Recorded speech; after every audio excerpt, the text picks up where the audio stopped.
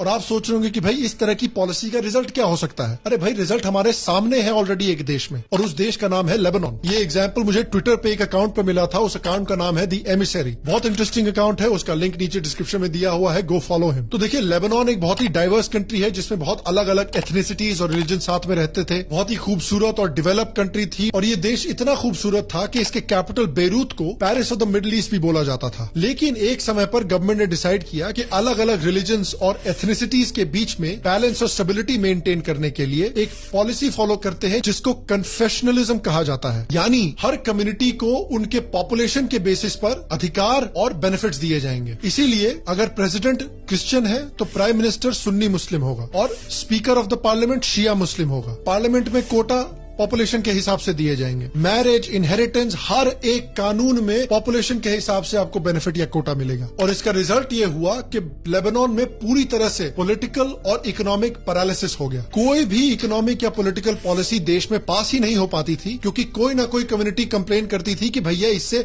दूसरी कम्युनिटी की मदद हो जाएगी, या फिर हमारी पॉपुलेशन इतनी है तो हमें एक्स्ट्रा बेनिफिट मिलना चाहिए। तो बेसिकली गवर्नमेंट पूरी तरह से पैरालाइज हो गई, और उसके ऊपर से और भी ज्यादा कोटाज और बेनिफिट्स पाने के लिए एक तरह से पॉपुलेशन वॉरफेयर होने लगा लेबनान में। लेबनान के सुन्नी मुस्लिम्स पैलेस्टाइन के सुन्नी मुस्लिम्स को अपने देश में आकर बसाने लगे ताकि उनका पॉपुलेशन बढ़े और उनको ज्यादा बेनिफिट्स मिले। और इवेंचुअली हालत ये होगी कि लेबनान में 1975 और 1990 के बीच में एक सिविल वॉर होगा, जहां पे क्रिश्चियन ग्रुप्स जो हैं वो इजराइल को सपोर्ट करेंगे और पैलेस्टीनियन क्रिश्चियंस को अपने देश में सेटल करने की कोशिश करेंगे एक्स्ट्रा कोटास पाने के लिए। बेसिकली आज लेबनान की हालत खस्ता है। जिस देश को यूरोप से कंपेयर किया जाता था, आज वो यूरोप का 10% भी नहीं है, और देश में 25 साल तक सिविल वॉर चला है। और एंड रिजल्ट ये हुआ है कि वहां की क्रिश्चियन पॉपुलेशन को ऑलमोस्ट पूरी तरह से देश से बाहर निकाल दिया गया है। ये है जितनी आबादी उतना हक का एंड गेम। इंडिया में भी यही हालत होगी। परमानेंटली एक कास्ट वॉर क्रिएट हो जाएगा इंडिया में। उसके ऊपर से कन्वर्जन और भी तेजी से होने लगेंगे। म्यांमार और बांग्लादेश से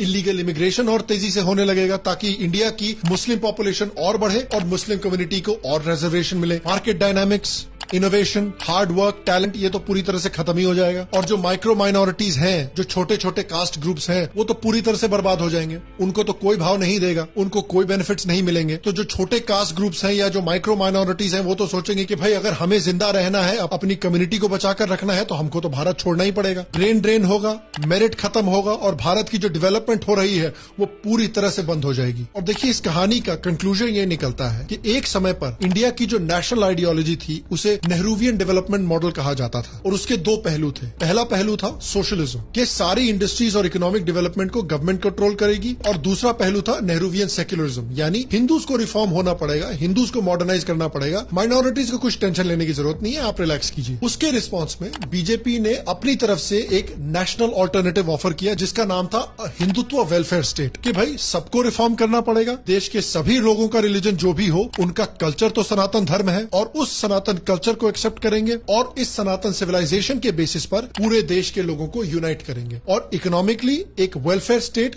प्लस फ्री मार्केट डेवलपमेंट को सपोर्ट किया जाएगा। और इस आइडियोलॉजी ने 2 इलेक्शंस में नेहरूवियन डेवलपमेंट मॉडल की आइडियोलॉजी को हराया है। उसके रिस्पांस में ऑपोजिशन ने एक नई नेशनल स्ट्रेटेजी निकाली है जिसको हम जातित्व कहेंगे। हिंदुत्व के ऑपोजिशन में जातित्व, ये फ्रेज भी मैंने एमिसरी से ही उठाया है। Again you can follow him by clicking the link in the description below. तो देखिए हिंदुत्व का गोल था कि इंडिया के लोगों को caste, region, languages and even religion की बाउंड्रीज से अलग करके हिंदुत्व यानी सनातन कल्चर और सिविलाइजेशन के बंधन से जोड़ा जाए। जातित्व का मतलब हुआ कि भारत को एक जाति राष्ट्र में डेवलप किया जाएगा, जहां पर आपका देश, आपका कल्चर, आपका सिविलाइजेशन सबसे इंपॉर्टेंट नहीं है, आपका कास्ट सबसे इंपॉर्टेंट है। जातित्व का मतलब कि भारत को उसके धर्म, उसके कल्चर, उसकी डेमोक्रेसी से डिफाइन नहीं किया जाएगा, बल्कि उसके लोगों के कास्ट से डिफाइन किया जाएगा। और अगर आपका कास्ट भारत माता से बड़ा है, आपके धर्म से बड़ा है, आपके सिविलाइजेशन से बड़ा है, आपकी देशभक्ति से बड़ा है, तब तो भाई देश को डिवाइड करना बहुत ही आसान हो गया। ये एक बहुत ही घटिया और डेंजरस तरह की वोट बैंक पॉलिटिक्स है जिसको डॉट अलायंस वापस लाने की कोशिश कर रही है। ये बेसिकली अंग्रेजों का डिवाइड एंड कॉन्कर का मेथड है जिसको हम आज दोबारा देख रहे हैं। शॉर्ट टर्म पॉलिटिकल गेन के लिए लॉन्ग टर्म में भारत के टुकड़े टुकड़े तक हो जाने के लिए ऑपोजिशन पार्टीज आज तैयार खड़ी हैं इस कास्ट सर्वे के थ्रू। इसलिए मैं चाहता हूं कि आप इस कास्ट सर्वे का जो लॉन्ग टर्म खतरा है उसे समझें। और मैं आपसे पूछना चाहता हूं कि क्या आप भी अग्री करते हैं कि इस तरह से अगर हम कास्ट पर हाइपर फोकस करेंगे और जितनी आबादी उतना हक पर फोकस करेंगे